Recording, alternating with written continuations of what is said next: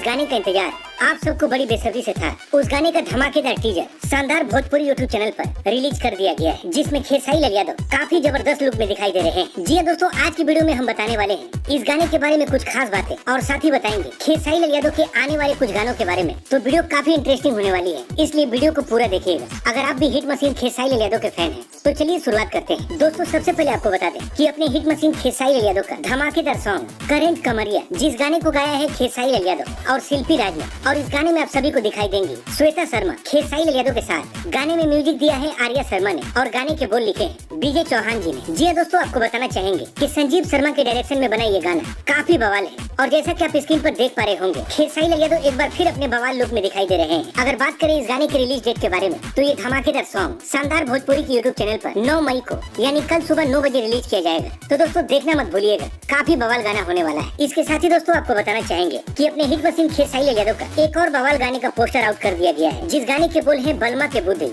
और इस धमाकेदार गाने को प्रा फिल्म के ऑफिशियल यूट्यूब चैनल पर रिलीज किया जाएगा। अभी गाने का रिलीज डेट फाइनल नहीं हुआ है, मगर इसकी खबर आते ही हम आपको जरूर बताएंगे। तो दोस्तों इसी के साथ मिलते हैं एक और वीडियो में, तब तक के लिए जय हिंद, जय भोजपुरी।